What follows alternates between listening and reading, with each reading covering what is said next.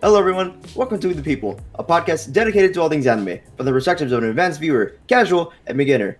I'm your host, Daniel. I am accusing Daniel of joining the night raid, and I'll explain later. My name is Malcolm.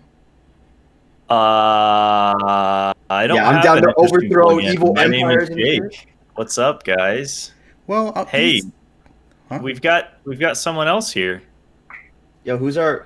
Yep. my Who's that special guest, Pokemon? my special guest witness to the stand, Matt. Yep, I'm Malcolm's special guest witness. Matt's the one who knows Rob Schneider the most out of everyone.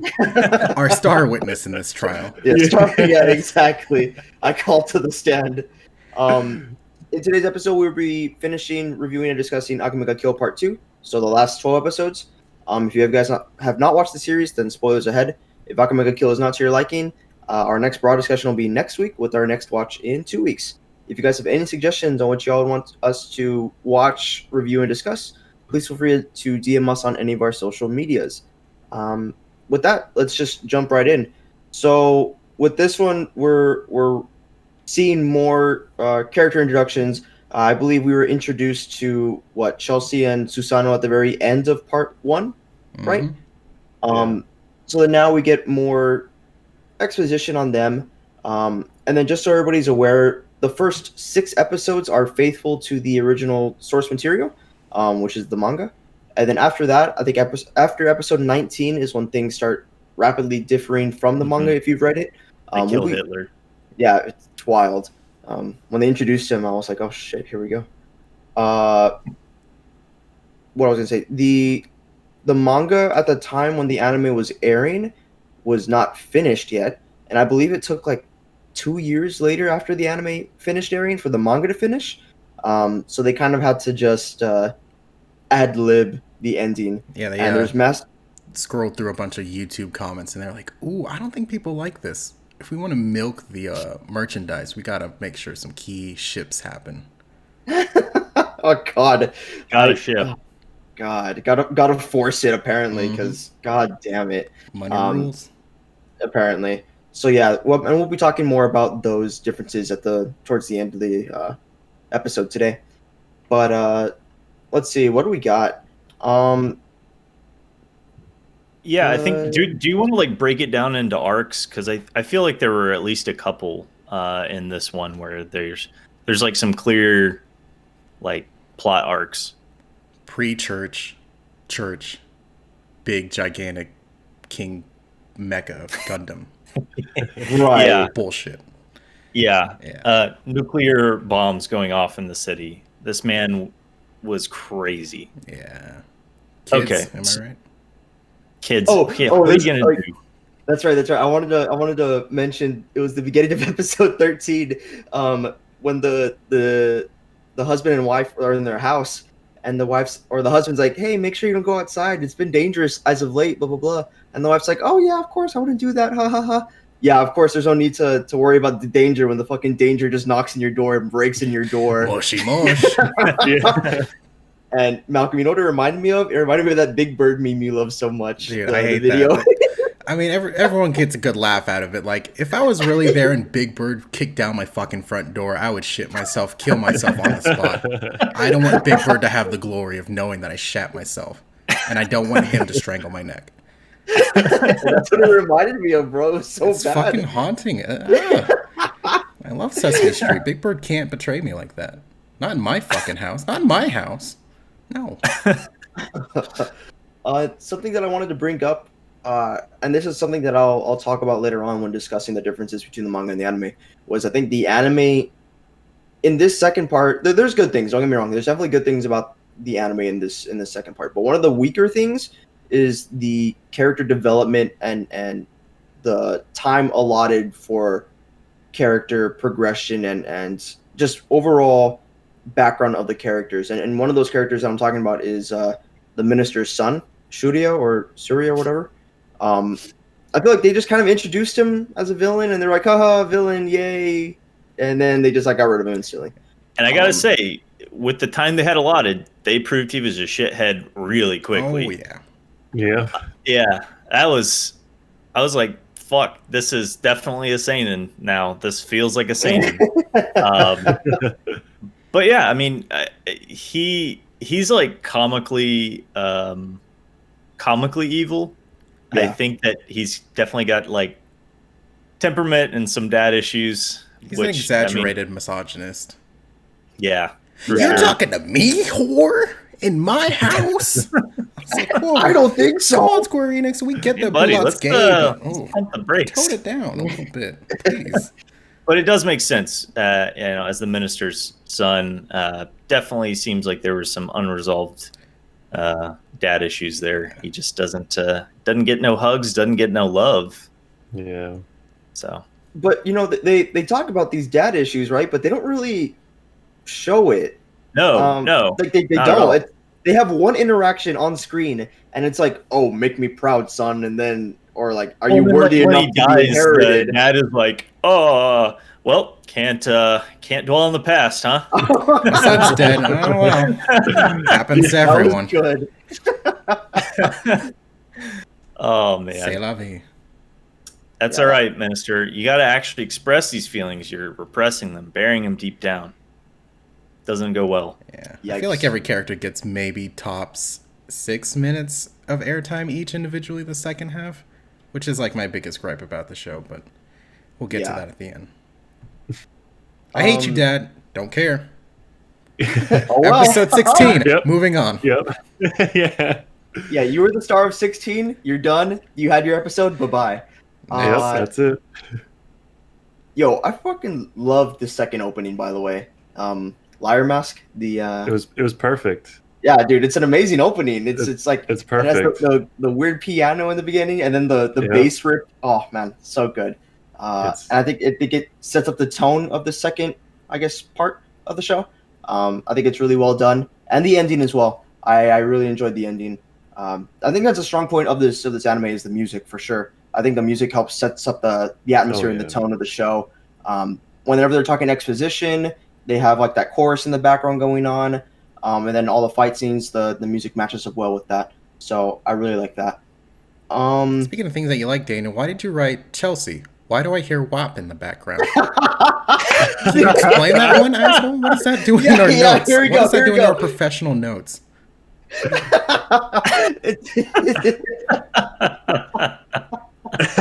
Bro, okay, so I need some context. Yes, Me too. Another thing that upsets me about the anime, I don't remember it as much in the manga, but in the anime, it's basically just, oh look, here's some generic shonen protagonist Tatsumi, and oh look, every single female that he encounters, no matter how they first interacted with him, now wants his dick. Mm-hmm. So it was bordering very closely to a harem. Yeah, 100%. Mm-hmm. Wrote that many times in my own notes. No, I totally agree. I think, like, I was gonna mention it if someone else didn't. That this guy doesn't have anything particularly like interesting about him. He's a decent fighter. He's got a good heart. He's not a bad person. But like, I'm talking literally first encounter, like most OP like killer character in the world as Death is just like, my icy heart has been warmed.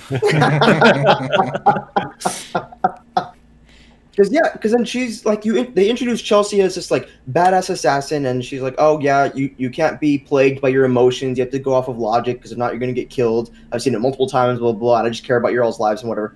And then all of a sudden, she does a 180, and then she's literally just running off of emotions. And she's like, oh, it's because I want to do what's right for my friends and Tatsumi and whatever. I'm like, bitch, like, I don't know.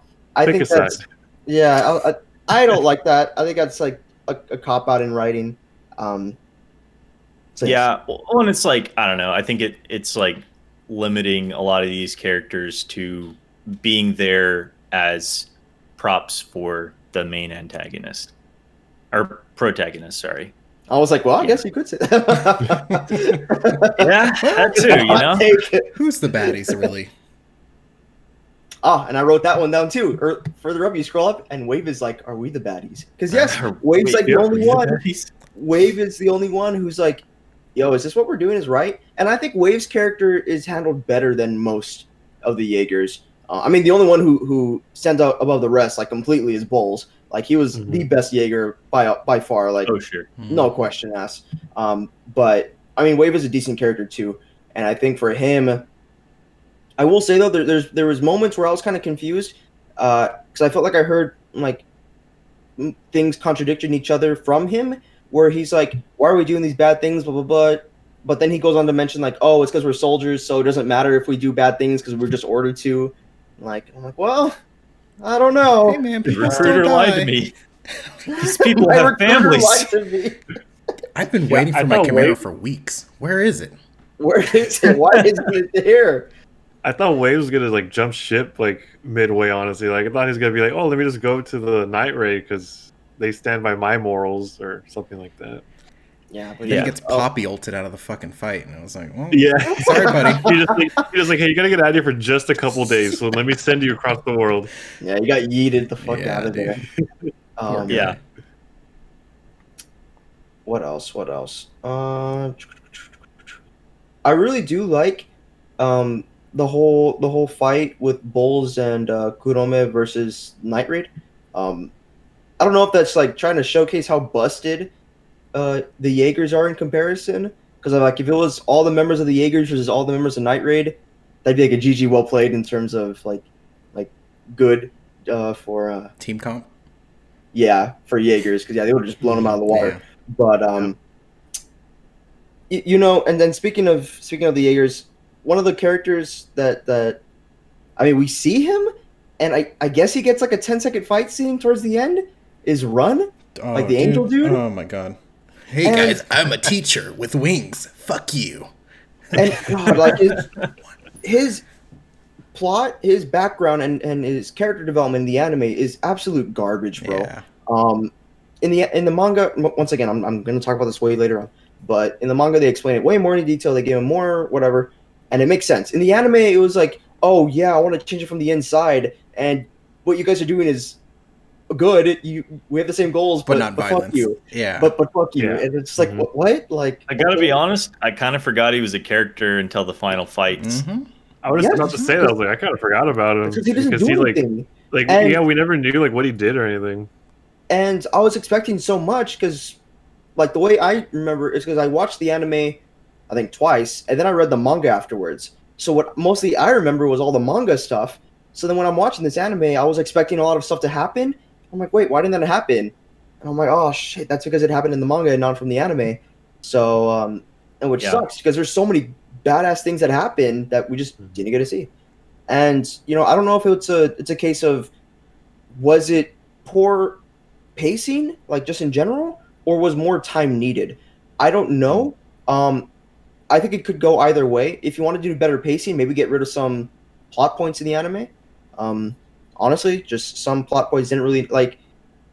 I don't know. I think you could have cut out the doctor. Honestly, I feel like he took up like 2 episodes. Or the yeah. Yeah, it scientist. was two. yeah, Dr. Stylish took up 2 Oh, episodes. yeah. And I mean, maybe if they had explained his story, his background, and all that, Right. I've been okay. But he was Yeah. mostly just there as like a villain of the week. Yeah. Yeah. And that's literally all he Not a did. 'Cause I don't think continuing arc. nobody died, right? Like besides Yeah. him, obviously. But like, I think all it did to serve was the introduction of Chelsea and Susano, and Chelsea didn't do anything that fight. Yeah, So She just rode the she was stingray. just there on the stingray with her hood on, she was smiling. Good job, guys. Yeah. But yeah, you would have loved to seen these characters like Rand get developed more like they did in the manga. Like you notice that like he volunteers on weekends and he bakes for his local community cookie drive, right? No, that's Dr. canon, right? Stylish's Boy Scouts of America troop, 69420. Nice. Gotta get that plug in. Our weed and sex plug? Our weed, sex, and Boy Scouts Do plug? we do that? What? Like, I don't think we do that. I think I missed it last episode. Ah, shit. Guys, we gotta go back and insert it in all of our other 90 episodes. In the Weeb the People manga, we talk about Boy Scouts a lot more. That That's makes what it sense. is. Yeah, that makes sense. In the original source material. Yeah, this is an adaptation. This is a Netflix adaptation. They just left a bunch out. Oh, Yeah. gross. We haven't branched off into Weeb the People extended universe. Yeah, we got a couple more arcs to go through, and we'll get there. Let's see. Like I said before, Bowles was the best member of the Jaegers. They did well in the anime. They explained his character background. They explained why he did what he did. They explained his mentality on certain viewpoints and whatever. And then so when he died, to me that was like an actually sad moment. It's like, oh shit, like a good character actually died. Yep. And to me, I was more impacted by Bowles' death than I was by Chelsea's death, even though they died in the same episode. I don't know if that's a case of because I had a better attachment to Bowles because he was a better written character, blah, blah, blah, or it's because he was the first death of the episode. Like, if you were to flip it around and Chelsea would have died first, then Bowles, would you have felt the same way? I don't know. Mm-hmm. I feel like... all right. So one thing I'm going to say, a little bit bullshit, because this is the episode that Bowles throws up his container and blows it up like a nuke, right? Yeah. Mm-hmm. Yeah. Mhm. And, like, everyone else had to, like, take shelter and be saved by someone to live. Mm-hmm. But Bowles, who threw it up directly underneath him, like just threw it up, is like running through the trees, like Forrest Gump like, style. oh, it got away. And then Chelsea kills him because she thinks he thinks he sees some, like innocent girl who is hurt. Who was near a battlefield, by the way, just for funsies. What? Who was near a battlefield, by the way, just for funsies, Just as a little girl, you would find a little girl in the battlefield. I don't know. Yeah. Just a midnight stroll in an abandoned canyon near the battlefield. But yeah, I was just wondering, like, how did he get that far away if the others couldn't? Chelsea mentioned it when she pretended to be Bowles, which, like, that entire 8-minute sequence of Chelsea pretending to be Bowles piqued my anxiety so hard. It was good. Like, I am gripping at my couch. That was like, Chelsea, you're gonna get murdered. Yeah. Maybe that's why you didn't feel bad, because like you knew Chelsea's like riding that very thin line of like, oh, you're pushing it real bad. But she said that the incendiary squad like burned him so bad, like they, I guess, fire resistance. Yeah, fire resistance. Fire resistance. Exactly, yeah. So like his skin is already used to being burned so hard, so crisp, so Kentucky Fried Chicken crisp. Yeah, that double he was fried. used to it. Yeah. So it's like, it's still bullshit. Don't get me wrong, it's bullshit. It's still bullshit. But there's a reason behind the bullshit. Yeah. They tried. Gotcha. I think the death, like, I'm pretty sure like all of us had more attachment to his death than Chelsea's death during that. And just because like how it happened, like he was helping an innocent girl, like he didn't run away, didn't do anything, like he was like, "Hey, let me help this," and then just got stabbed by a. And then when he's like crawling on the floor needle. trying to get back to his family and crying, I was like, "Oh god, dude, that one freaking got me." Yeah. And I gotta be honest, I already told you guys this, but I was like watching it today, and I saw that part, and I think I like drifted off for half an episode, so I didn't see Chelsea die. And then I hadn't seen her in a couple episodes. I was like, well, she kind of comes and goes. And then they're doing a recap of all the people who've died. Oh, Chelsea. And then it like flashed, like, boom, boom, boom. I was like, okay, I know these. Chelsea was like, yeah, she's you just see her head on the stage, like, oh, she's dead again. Oh my god. Chelsea the house cat. Leave the front door open. She'll come back for dinner. Who cares what happens during the day? Like my trusty boomerang. Doesn't matter. Those are probably my favorite two deaths. Those are probably like it's the best ones. I loved them because they're so emotional, and then the other one just murder. She didn't die. They just murdered her. They just took her apart. It's great. Yeah, that was pretty. I guess the contrast between the two was big. Yeah, but I hated how Chelsea was like, "Do you remember on April 2nd at 7:02 p.m. you were in a field burning people mercilessly, didn't care about their face, but this girl, the girl you just saved, you killed her. Remember her?" And he was like, "Yeah, I'm just gonna start dying now." Okay, thanks, Chelsea. Yeah, you're right. Thanks. Good wasting my time. So they handle their deaths relatively well. I mean, Bowles, they handled amazing, and then Chelsea I think it was a good death. But then you compare it to someone like Lubbock who dies, and then the next episode, no one gives a fuck about the fact that he died. No, that's what made me mad too. I was like, "This is oh my gosh!" I will counterpoint that. All they said was "Thank you, Lubbock," right? Like they were holding the goggles. That's it. But they didn't do that for Shell. They didn't do that for Bulat. They didn't do that for. They didn't do for Shelly. They did an entire episode of them fucking having PTSD, bro. Okay, like yeah, but they didn't say like "Thank you for your work." They were just like, I'm sad. I mean, like, I guess the circumstances around their death, like, she was the first death of their squad, so it's different. And like, I wrote it down earlier. I think Balat, like, they did him dirty too. Yeah. I think they mentioned him like once or twice, and they're like, oh, okay, yikes. All right, well, I'm gonna go train later, dude. And then like that's it. Thanks for the spear. Oops. Like I swear, freaking the two characters at the very beginning who were gonna travel with Tatsumi, what were their names? Sayo and Yasu. They got more reflection time than fucking Blout and Lubbock put together. They did. Like fucking Lubbock falls from the sky, drops into the spears that were just randomly placed there. Don't know why. Yeah, And yeah. I was like, where did they he's come dead from? without him. Like, Dude, that's overkill. that's unnecessary. You can leave those out. You didn't have to do him dirty like that. He already killed a man in space and then came back. You want to skewer him? I gotta admit, for the death, I think he had the coolest fight. Oh, 100%. We had a cool out of all fight, of them. Yeah. Like this. That was a sick fight, and I was just like doing some IMDb searching. The voice actor for Lubbock in the English dub also plays one of the main characters in Gate that we watched. Oh yeah, the English dub for that. And then for the Japanese, for Lubbock, he voices Kirito from Sword Art Online and Beetlejuice from ReZero, the crazy guy. So yeah, incredible range for these voice actors. But yeah, no, so yeah, they did him dirty. And then okay, another thing, Lubbock. We see it, we hear it, and we notice it from Lubbock's point of view all the time, where he's like, "Oh, I love Nintendo because this, and this backstory, blah blah blah." Okay, that's fine. But then they never got that like moment together to talk about that. And I guess I would have been fine if maybe there was more reflection on Agenda's part. But then she would like randomly, she's just like, "Oh, here's his respirator. All right, laters," and like that's it. That's like all she mentions, and I'm like, dude, like this guy got done dirty, bro. I mean, she does thank him for placing all the bombs in the stadium. So I guess there's that. Thank you for doing your mission and your one job. Thank you. Like that. How many people die just trying to save Tatsumi? Bulat, Lubbock, mine, fucking everybody. He does nothing. Yeah. Oh my god.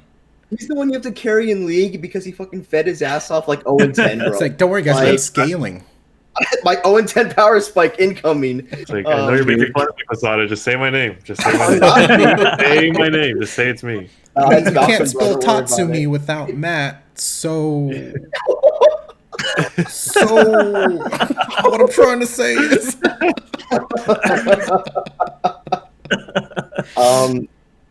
I will say, though, a really good fight and a good character death, I think also was Seiryu when it was her versus mine. I think that entire fight sequence was like really well done. I think it was super fun to watch because you have that badass fight between the two of them going on, and then you have fucking Tatsumi and side villain character number 69, whatever, just fighting in random ruins. What was her point? Dude, I wasted my time. Like they were just fighting and then she died, whatever. All right, cool. But then you have this badass fight with mine and Seiryu that was like fueled by the past and like what they did to each blah blah blah. And it was I think the final art when mine like grabs her fucking laser and just rips Seiryu apart and they changed that art style. I was like, damn, that was badass. Dude, she really sliced a building. Yeah, that was insane. Yeah. Oh, that was so cool. And it's interesting because mine even notes at the very beginning because like they're talking to each other. Mind you, mine's talking to Seiryu with her back towards Seiryu, so whatever, I guess.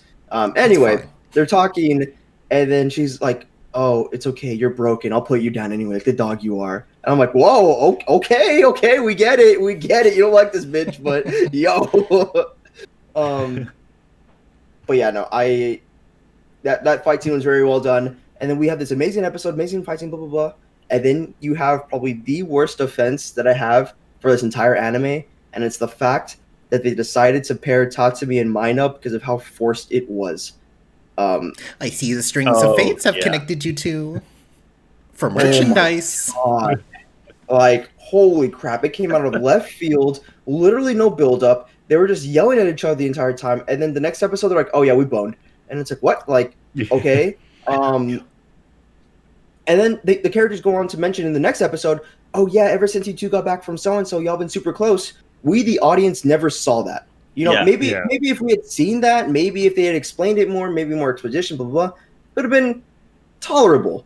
Still not my favorite, but like tolerable. But no, like now we just have it that it's forced and it's here for fan service, and I think it's just bad. It was like the show was like, hey, we've got some fans that literally want Tatsumi to be shipped with everyone. So we're going to do that. We're going to ship him with everyone. Yeah, and I'm like, my God. Yeah, that was something that I really didn't like in the anime. I still don't like it in the manga. I just don't think their character relationship like goes hand in hand with each other. I think it's very forced, and maybe it's like a shipping of just the characters themselves. I don't know, but I might spoil it a little bit because I know you're going to talk about the manga differences later. But like the Wikipedia makes it even grosser. They're like, oh yeah, she's pregnant while they're fighting the Jaegers, and I'm like, teenage pregnancy. What is going on? And I was like, okay, shit. Well, we'll talk about it later. All of that. Yeah, we'll talk about it later. They didn't mention it in the anime, so don't worry. You didn't miss anything. Like I said, I just don't think that this relationship had anything going. Like, if they wanted to pair up somebody, screw it. Just do the classic two main characters, Akame and Tatsumi. They have good character relationship. They have good bonding. They've already had their moments together. Blah, blah, blah. If you want to pair them up, pair up them two. I think that would have been natural, organic, perfect. Yeah. But then you have fucking this little bitch mine, and then it's just like, I don't know. Whatever. I'm just salty about it, you know? Yeah. Understandable. It's, I don't know. It's just bad writing, I think. That's what I think it is. I think it's just bad writing, and it's, never forgive Takahiro because he decided to do that. And, you know, because at first it's like, oh, the anime, maybe it's the way the directors wanted to do it, blah, blah, blah. But in the manga, Takahiro still pairs them up together, and I'm like, okay, no, it's your fault. So, yikes. I guess probably because, like, she hated him, like, when he first came in, like, when he was first, like, introduced, like, she just didn't like him. And everyone was, like, loving him, and she was probably the last one to, like, start liking him. So I guess they're like, oh, you know, we'll just make her like him, and then just pair him up, and the last one is always the deepest love, you know. It's like, I'm gonna change your mind. It's gonna be. I'm gonna do it. It's gonna happen. I'm gonna change my mind. Keep getting beat up. Can we talk about the fact that whoever has that Imperial arms that one guy had, the two axes that Deidara had in her staff, whoever has those axes is fucking worthless. 100%. Because the guy was like, oh, I have my Imperial arms, I'm gonna take you on as death, blah, blah, blah. As it's like, nah. And literally just cuts this poor dude in half. The guy's like crying as he dies, and it's just like, well, okay, that like literally that Imperial arms was like thought to be super badass when it first introduced, and then he just fucking died anyway. So it's like Dragon players who can't catch their axes. They're like, what's this? Me? Hello, me? You can't spell axe without Daniel, so. Dude, basically, I played Draven without his Q. So disgusting, dude. Disgusting. Yo, can we talk about? I posted a picture in the show notes, but when oh my god, Weeb is carrying Kurome out of there. That made me laugh. Bro, what kind of carrying position is that? For those of you that are listening to the podcast, basically the way he's carrying her, you know, if you were to like naturally princess carry somebody, you'd have one under the legs, which is fine, and then one underneath the back. All right, I think that's like understandable, whatever. In the picture that I have, it's the arms underneath the legs, but then like Wave's arms is above her shoulder, so that he's like I'm gonna share my screen just so people who want to watch this can see this. Right, but I will counter that and say that I took exactly 4 hours of a pretty mediocre CPR class, but you do want to support the neck at all times. So if their head is busted, you don't want to give them some weird concussion. This is such a bad carry because like none of her underneath is like propped at all. No, he's just got his hand on her shoulder. Like this, it's not like this is bad for the person who's being carried. It's like this is gonna suck to like carry. Yeah, like this is zero support. This is zero support. He has to be super strong. Like we're missing something from his string. Maybe his grip strength is just holding on, and he's just he's just holding the shoulders, like crushing her together. Just compact folding. I mean, she's dead, so doesn't matter. I guess it doesn't really matter. And Akame is like, screw it, she's already dead. YOLO. Maybe. My Wait. God. Wave is a fisherman. Maybe that's how he carries all of his catches. Ah, okay. A la Yeah, just carp. A la carpet. A la carp.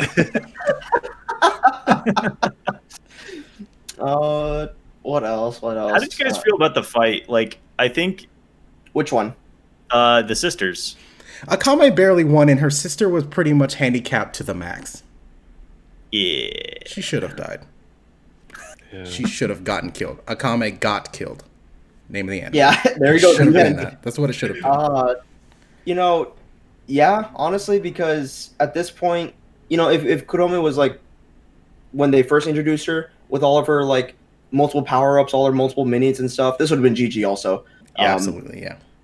Completely. Because, you know, I mean, Akuma's a badass character. I think she's a good character, whatever. But literally, I mean, no offense to her, but literally all she has is the sword. And Yeah, it's like, that's it. I mean, it's like, it's basically an ordinary sword but the only thing is, if you get like a little scratch, yeah, you die instantly. But like, So like an ordinary sword. so it's an ordinary sword, right? But then you have In fucking medieval overpowered. times, You have infections overpowered are real.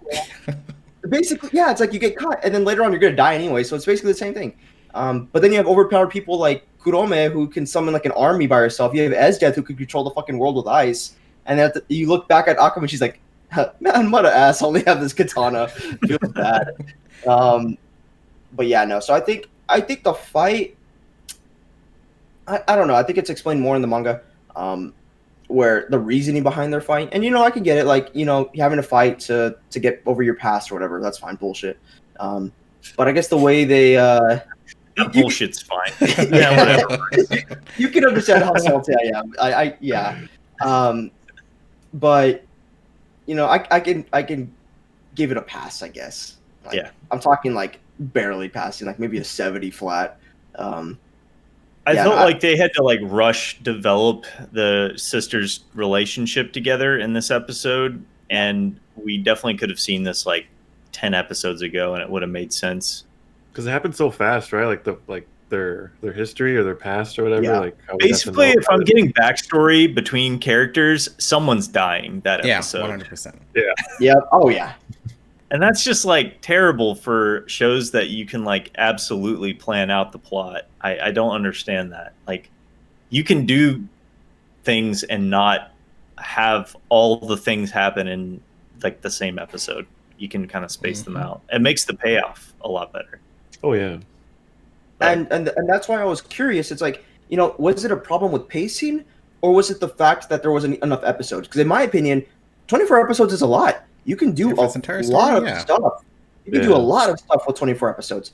So I don't know. But then again, like I look back at the manga and there's so much to talk about. I mean, like I said, I don't want to. We'll talk about it more in a little bit. But like they already cut off a lot of stuff from the manga. So it's like, okay, they already cut off a lot of stuff, yet the pacing was still weird. So I think it was more an issue of pacing than it was episode length. So, but I don't know. Yeah, once again, Rand's reasoning for everything, his whole character point in the anime is worthless. It's basically non-existent. The fight between the Emperor and Tatsumi, episode 23, I think was a really well done fight. I think it was super shonen in the way it was done, but like I think it was really well done. I think it was crazy power levels. Of course, classic shonen. Tatsumi gets one last power up. Not classic shonen. Main protagonist dies, and I'm like, yo, I'm about that. Like, It's subversion. Did anyone else get Spider-Man Sam vibes? Raimi's Spider-Man 2 Yeah, vibes? baby. When Yeah. he's stopping Yeah. the train? Carefully now. He's a hero. But yeah, no. But I think like episode 23 gave off like a final episode vibe for me, like a final fight 100%, vibe. yeah. It was amazing. I think it was well done. Yeah. And then you have episode 24, and you're like, oh shit, there's still one more fight. Yeah. And I was like, what's And left to do? Tatsumi's so then- dead. And Ed said Yeah. at this point, the way once again they explain the anime, I think is not well done. She's just like, oh, I want to fight because I want to fight. And then they fight together, they fight each other, whatever. And you know, Seth has been built up to be this completely overpowered person. Yet once again, a girl and her sword are able to just completely take her down. She made some basically- blood oath with herself to win. Yeah, but like, once again, the manga says it differently. So, yeah, there's just a lot of issues that I have with. I mean, like I said, the anime does things well. There's certain things it does well. Soundtrack, fine. Character, I think the characters are good, but there's just a lot that could have been done better. Yeah, I mean, well, we never saw Akame do a mirage before, right? Like, we've never seen her true, like do an that. after shadow. Yeah. Well, I guess It would have been cool if. demon. Yeah, I wish I had seen that ability beforehand, because for me as an audience viewer, like, that was just cheating. Yeah, Like, that's bullshit, well, I never saw her do this, so there's no way that I would have said, like, oh, it's the mirage. Mhm. But they did it for Esdeath. You've seen her use the time freeze ability before and Right. kill people with it. So it was cool. That would have been a cool scene if you'd seen Akame like use her mirage beforehand to kill someone else, and then you see it pay off there. That would have been a like cool. You see the two go together. That would have been. Yeah, I agree. I think it would have been bad. That would have been cool. But I never saw Akame use that ability before. So to me, it was like, oh, well, any audience viewer should have felt like that was her and not a mirage. But anyways, that was. Did she ever mention the fact before this episode that she had like one last power up with her sword? Or no, right? Yeah, I don't think so. So like maybe if they even had mentioned earlier, like, oh yeah, I had the sword, but there's also one other ability that I have that in case I ever need to like blast trump card or whatever, right? Yeah. That would have been nice to know, huh?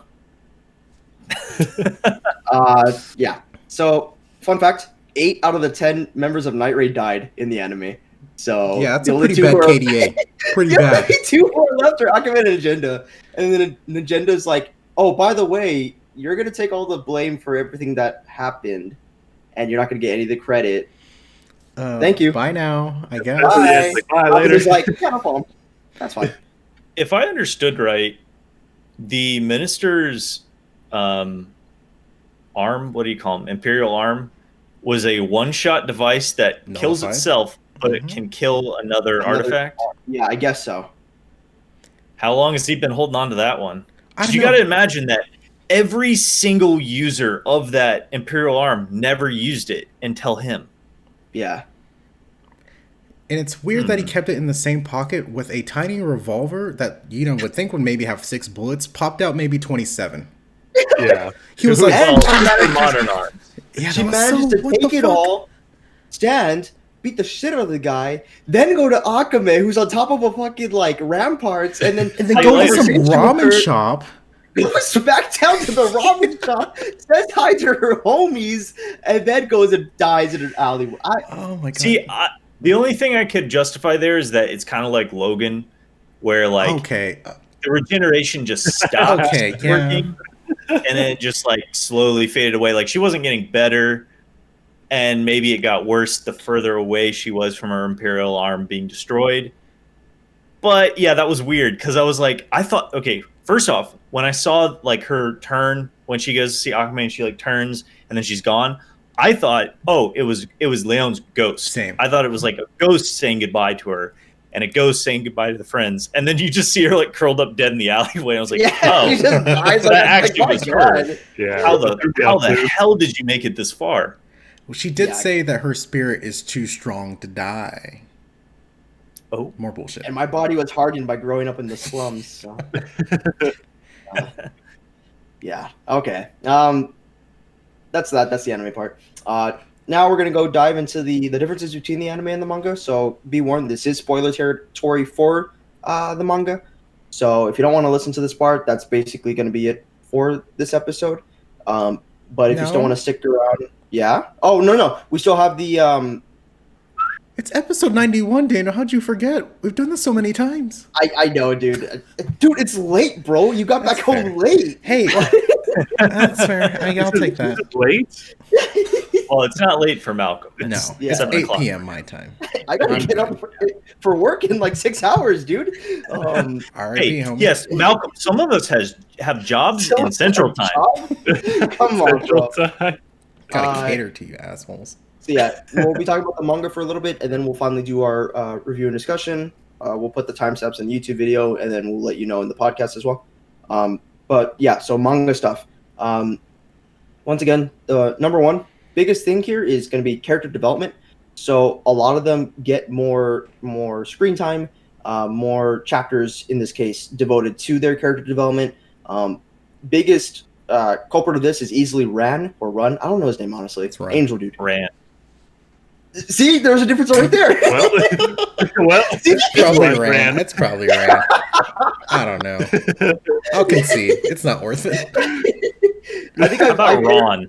I think I've interlaced the two of them. I think every now and then I'll put Rad, every now and then I'll put Run. Who knows? One of the verb conjugations of the form of running, faster than walking, right? Renee Moss. He gets way more character development in the manga.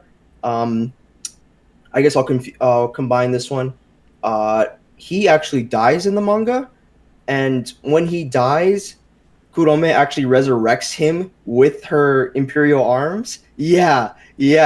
So it's fucking badass, bro. And then his Imperial arms gets used by Wave. So then Wave is in possession of two Imperial arms. He uses the Grand legal? Chariot. Yeah, He uses the Grand Chariot and Rand's Imperial arms as well. There's consequences for it too, because they've mentioned before that one person can normally only use one Imperial arms at a time. So once again, it's like they set up a rule in the universe, and they still abide by that rule even later on. So that's a good thing that happens.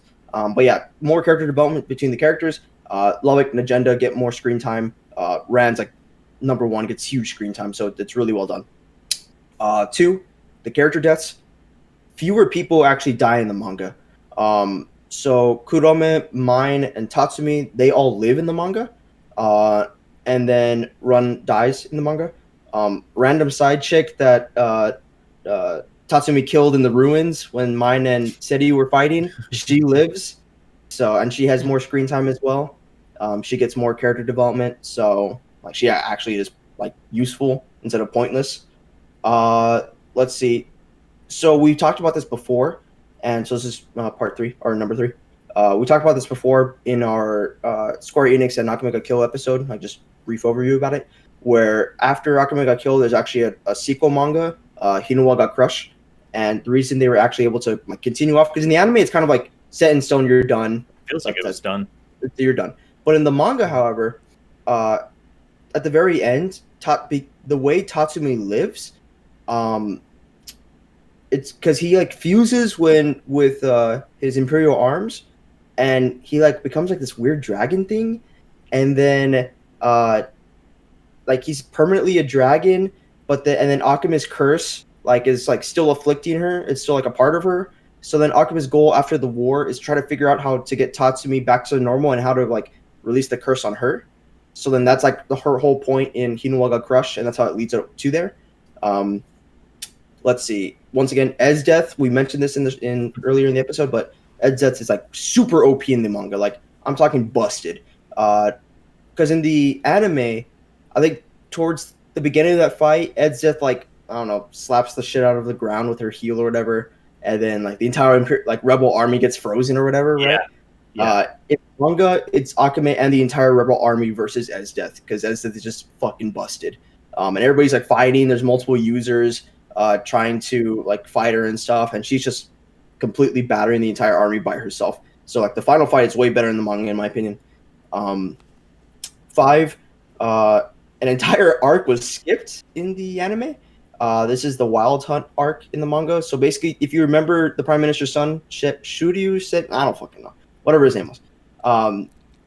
He has like a group that he leads, but they're like super corrupt and whatever. So then the Jaegers and Night Raid, not together, but like separately, they like fight the Wild Hunt because of like different reasons and stuff. And there was a really good scene with Run and the Wild Hunt. So that was really well done, but that got completely skipped over. And then Shuryu has more exposition in the manga, gets more character development, so that's that. And then we mentioned it earlier, so this is 6 and probably the final one we'll talk about. Mine gets pregnant with Tatsumi's kid. Teenage pregnancy. Yikes. Yeah. Did she say her age in the anime? I think they're all teenagers. No, Yeah. Najanda's in her early 20s. Najenda is in her mid-20s. Ezjet is in her early 20s. Susano's an Imperial Arm, so he doesn't count. Yeah. He's timeless. I think- They were teens. Yeah, and then I think Balat was in his 20s, mid-20s also. But like basically, like, the younger people were all teenagers. So Yeah. And Cool it was job, kind of Square interesting. Enix. They didn't mention it in the anime, but Mine was featured in Teen Mom as well, which I thought was kind of cool. Yeah, season 6, episode Yeah. 9. Times But, 10 before 20. Yeah, that's basically like, oh my gosh, those are the big differences between the anime and manga. Like I said, if you're interested in checking that out, I definitely recommend it because, in my opinion, the manga does the anime much more justice. This entire franchise more justice. When I finished reading the manga, I was like, wow, that was an awesome story to like finish and like review about. And then the anime, you know, there's, like I said, there's good things and there's bad things. We'll finish it up in our review and discussion portion that's coming up right now. So, anything else y'all want to add before we go to that portion of the show? Nope, I'm good. Negative. All right. So with that, like we do every single time, what did you like, dislike about the show? Would you rewatch it? Would you recommend it to another person? And finally, your final score. So for now, rewatch it. Oh no. This is my third time. This is my third time rewatching it, and I think it's because I watched the first two within the same year. So like I watched it towards the beginning of the year, and I think I watched it again towards the end of the year, and then it's been like 5 years since I've watched it. So my tastes have changed. You know, I've got to really like dissect this show a lot more. I think it's still good, but there's definitely moments where I wish were fixed, and maybe it's because I'm already more of an advanced viewer. I've seen more stuff. So I know it pops out to me more than other people. But would I recommend the show to another person? Oh, yeah. I think it's a really good beginner show in terms of, like, differing from the rest of the pack. So, like, most beginners will have watched generic shonen, whatever. And then, oh, yay, the protagonist and friends save the day in another week's episode, blah, blah, blah, blah, blah.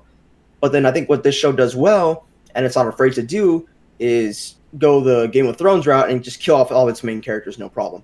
And I think for a newer viewer, a newer watcher, I think that's a breath of fresh air at that point, because maybe they've already watched like 5 or 10, and then it's like, oh, here's just another show that like, oh wow, they actually killed the protagonist. I've never seen that before. Blah blah blah. So you know, I think that's a good thing. So yeah, right. What I liked and disliked. I'm going to try to keep these separate from anime and manga. I'm just going to go based solely off the anime. That's what we're reviewing about. Like I said, the original soundtrack, the OST, was really well done. I think it really helped set up the mood, the atmosphere of the show, created the environment whenever they were doing exposition. It's like, oh, this soundtrack popped up, or when they were fighting, blah, blah, blah. I think it was really well done, and it set up the mood of the show very well. The characters themselves were actually like fun to watch, and whatever interaction they did have, it was fun to watch them interact with each other. I think you could tell that there was the foundation of a solid group of people like interacting with each other. I think it was well done. But like I mentioned before, I don't think there was enough time for each character to properly flourish or develop or blah, blah, blah. So like I said, that mostly pertains to Lubbock, Nintendo, and Run, in my opinion. I think they got done dirty. Yeah, so I think that could have been more established. Even though I said the character interactions were like decent, I think it could have been better. Like I said, I absolutely did not like mine and Tatsumi's like forced relationship. It was super forced. You could like tell on the heartbeat. Lubbock and Agenda never had a moment together. It was like they were like Lubbock had all these like plot like points, bullet points, blah, blah, blah, and Agenda was like, he's a coworker, and like that's it. So yeah, so they're like, and there was no time for the first couple of deaths. I think for the first like literally Shelle, she got like time for the characters like to feel remorse, and they were like feeling down. They were like, oh shit, she actually died, blah blah. And basically every other character got the shaft, and they were like, oh, they died. All right, what are we having for dinner? And so that was kind of yikes. The pacing took a big hit after episode 19. That's because they had to just ad-lib it. They just had to YOLO it. And you could definitely tell, I think, in my opinion. Even if you didn't know, you would have noticed at some point, like, wow, the pacing's kind of different. So, yeah. Like I said, though, I think having the killing off main characters is not a big thing that happens all the time. Something that's a really good point, really strong point, and they're not afraid to do it. And I don't think they just do it to do it, right? I think there's actually good reason to, because it actually builds up, like, oh wow, like no characters has plot armor. I say that, and then they do have plot armor, but I don't know. Yeah. I think they tried in the anime at least. I already mentioned the whole pacing and episode stuff. I'm not going to go back over that. Let's see. Yeah, so basically in the anime, I think there's good things and there's bad things. The manga addresses a lot of those bad things, but like I said, I'm just keeping my review to the anime. So I think I noticed a lot of this because I've seen the two sources. And honestly, I could say I could prefer the manga. But for now, in terms of the show, I think it's a decent show. I think it's a fun watch. But it definitely has room for improvement. So I'm going to give it 7 out of 10. Okay, nice. Yeah, I guess I'll jump in there. I think that was kind of a good recap of some of the things I liked about the show, some of the things I disliked. But if I have to say the thing that I enjoyed most about the show, it was the action. I think the action scenes themselves were very like fast-paced, entertaining. It had like really cool framing and just movement in the combat, especially when you've got characters like Esdeath using her powers. I thought those fights were really cool. The fight in space when Lubbock dies was really, really cool itself. So I say the show did that fantastic. Felt like I was doing like, it was like good Michael Bay, you know, like fun action. Michael Bay, picture explosions. Explosions. So I really enjoyed that. The plot itself and like kind of the framing of the universe I thought was cool too, like the corruption of the empire and kind of these conflicted organizations. They're like morally gray, like everyone kind of has different motivations for fighting. So I thought that was great. The things I didn't like were honestly some of the character development. Like Daniel said, a lot of it felt very rushed.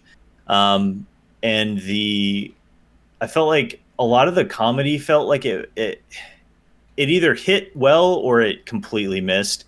There were a lot of points that I thought were kind of like cringy because it was like a seinen level like sex joke, and then the characters responded as if it were like a shonen or like another joke where they're like, "Oh my gosh, I'd never think like that." Like it's, I don't know. I don't find that comedy really funny. So there was a lot of that in this show.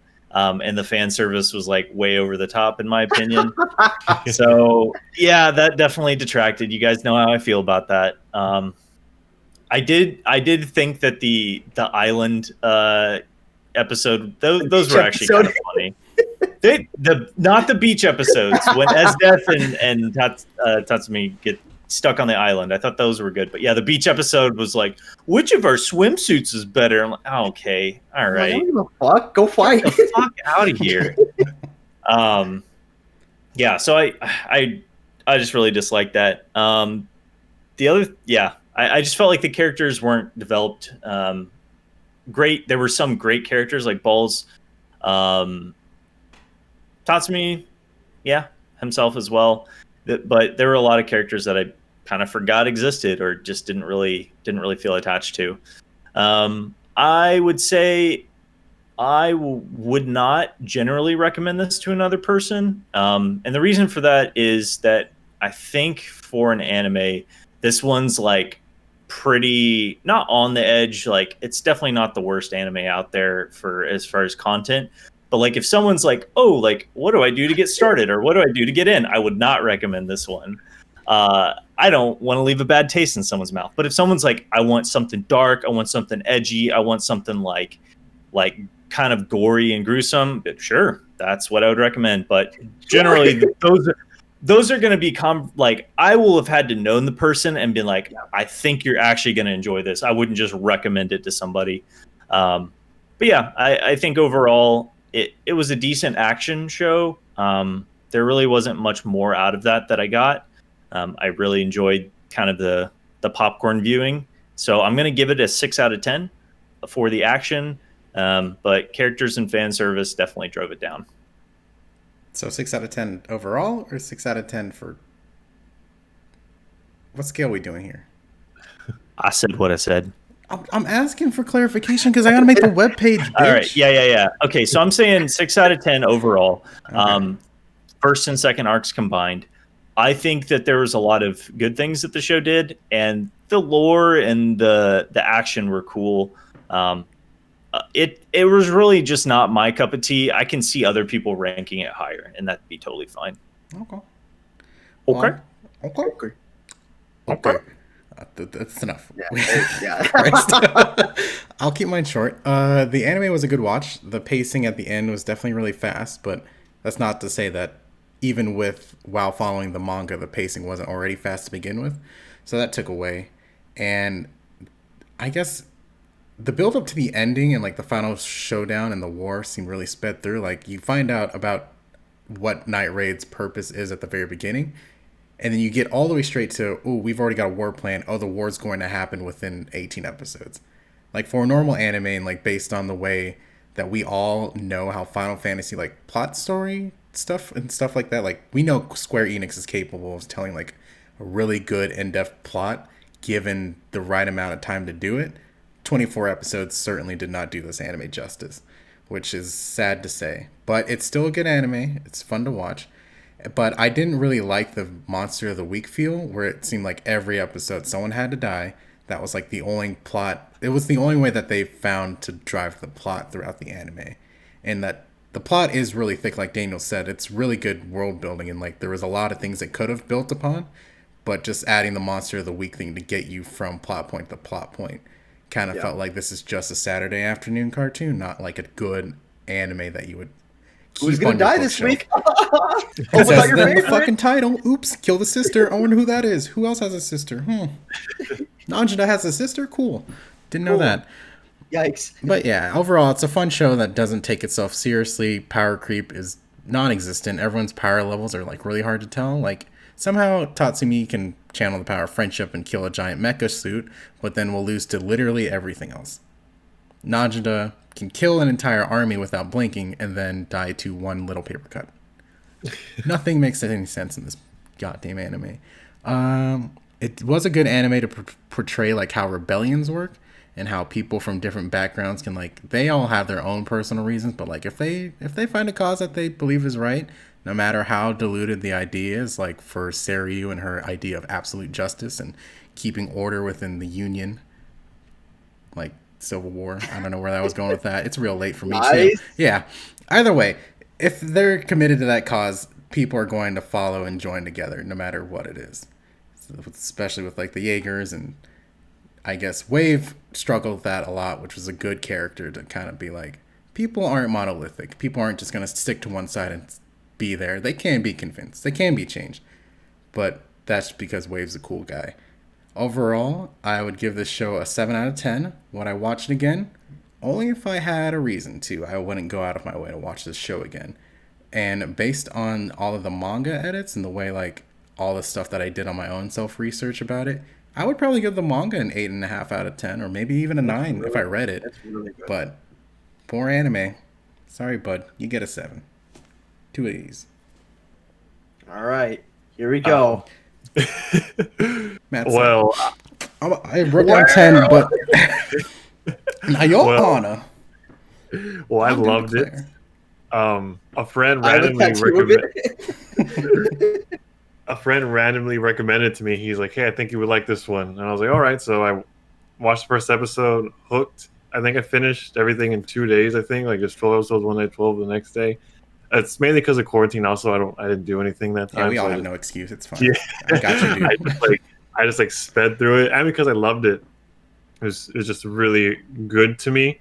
But what I didn't like is mainly like what all you guys kind of didn't like about it too. The fan service was just making me mad the whole time, because that's like one thing that bothers me and like all that stuff. I'm just like, I'm not with this. Like, I don't like this at all. The character development too. I love seeing characters develop in a movie or a show or series, because that's so cool. Like you get to see them go from like being this, and then now they're like totally different or even better. So they could have done better with that, obviously, as we just missed with them dying all the time. But the why I really liked it was the dying, because I hate anything like besides anime, like any like movie or anything. I hate when it's so typical, you know, like I kind of go back to like Transformers, where it's like, oh, they're all dead, but somehow they find this thing and they put it in Optimus Prime, and then he's the best now, and he wins. I hate that type of like stuff. Like it makes me mad. Like I want him to die, you know, like make it real. So having them die all the time in this anime was just it was just like it was a match made in heaven for me. I was like, dude, I love this. Like, I love everyone dying. I love that like they're killing the good guys. Well, the good guys and the bad guys also. Yeah. So that was fun to me. I love the whole morality thing too, where you don't know who's like. You're kind of like, wait, are they the bad guys or are they the good guys? Because they're just, yeah. Like, am I on the right team or am I on the wrong team? Like, what, like how you said, Wei was like the perfect example for that. I was waiting for him to jump ship and just like join Night Raid or just help them somehow, but he didn't, obviously. What else? That didn't like? I mean, the fan service too. I didn't like the ending. I hated the ending. The ending pissed me off so much, and it was just so. Just like really, that's how it went down. Like that's how everything happened. As Death 2, I didn't like at all because she was this OP character. Like when they would talk about her and like they would just say like, yeah, she does this, she's insane, she's good. And then like for that to happen at the end, or for her to like fall in love by like at first sight, I was like, she's not. This isn't her. Like she's not powerful. Like she's boring. Yeah. I didn't like that at all. How they hyped her up and then just like. Expectations were not met with her at all. But overall, it was good. I thoroughly enjoyed it. I told Posada I enjoyed it, and I think that's why I'm here too, because he knows I love it a lot. What else? I mean, I'll give it the highest rating. I'm gonna give it like an 8.5 because I would give it a 10, but if the ending didn't happen the way it did, I definitely hands down give it a 10. But I mean, that's just me being really biased because I love killing main characters. I love killing the good guys. I love all that stuff. Would I recommend it? I think it's kind of you guys said also, like not the first one to go to. Yeah, Here the you go. first one to watch. Yeah. And like your taste also, because the friend who recommended it to me knew I loved that kind of show and outcomes of movies and TV shows. So he was like, "You're gonna love it." And it was perfect for me. But I know other people that don't like that. They love the cliche, like, oh, the good guy always wins, the bad guy is always going to lose. But I would still want everyone to watch it because I think it's insanely good. But it could have been better because of what we talked about and stuff. But yeah, I loved it a lot. It was amazing. It was great. Nice, awesome. Well, there you have it, folks. That's our finish for Akame ga Kill. I know this is a longer episode. It's been a while since we've done an episode this long, but there was a lot to talk about and discuss. But I'm glad we all got to do that. So yeah, anything y'all would want to add or mention or what have you before we wrap it up? I feel like this is totally unrelated and just a personal thing. Monkey D. Luffy and or Goku should have died for the amount of episodes in their anime. Like, there's no reason they should still be the protagonists. It's been so long. Who lives through 11,000 like 20 episodes? times? And then it's like, oh, by the power of the Dragon Ball. And then you could tell because at one point they wanted to make Gohan the main character for like after the Cell arc, or like during the Cell arc. Dad. And then they were like, oh yeah, it's gonna be badass. And then like Gohan does his thing, and then they're like, oh no, let's bring Goku back from Majin Buu. So whatever. That's enough salt for me. There's a lot of bitterness in this episode from I could feel it. I could feel it over here. The fact that it was like a terrible show, because it was a good show. It's not like we gave up hope already, like Trash Sidonia. Like that has no hope. But like this definitely has. There's a lot that could be done, and they've proven that they could do that. Takahiro has proven he could do that with the manga. So go check it out. I highly recommend the manga. It's amazing, top tier. Go for it. Well, with that, we'd like to thank Joachim Karud for the use of his music in our podcast. The intro is Dreams and the outro is Lowrider. Links to his contact info will be in our show notes. If you enjoyed listening to us, please make sure to rate us on iTunes, Spotify, Google Play. If you want to watch it in YouTube or video format, go check us out on our YouTube channel, Weeb the People Podcast, or just listen to the podcast in audio format, whichever have you. Check out our website, weebthepeople.com. Make sure to follow our Twitter handle at weeb_the_people, Facebook page, Weeb the People, an anime podcast. And finally, our Instagram, Weeb the People Podcast. And if you guys have any questions whatsoever, either DM us on any of those social medias or email us at weebthepeoplepodcast@gmail.com. Thank you guys so much for listening. I'm your host, Daniel. Daniel assassinated my perfectly curated Instagram page with a fucking YouTube post. My name is Malcolm. Hell yeah. Because I asked you multiple times to post it. Midwest Coast is the best coast. My name is Jake. My name's Matthew, and I'm the first guest ever on Weeb the People, and I'm honored. You say that. Ooh, thanks for Add that joining to us, your Matt. Thank you for resume. joining us. It was a blast. I am, and I'm close friends with Rob Schneider. So yeah, Just want to rub that in And his he face won't real ever quick. let us forget it. yeah, I'm never gonna let that down. Now I'm gonna say it every time I see you guys. And who's the last person that's on our podcast usually? I don't know. It's a guy that has a flat top apparently. Oh, Dude, he already I wanted signed to- off, my dog. dude. He didn't say anything. It was Matt. Matt was the third one who said something. What? Yo, Daniel's losing it. Okay, Yeah, whatever. losing it. Listen, we've And we been fucking have a great have a great evening. evening.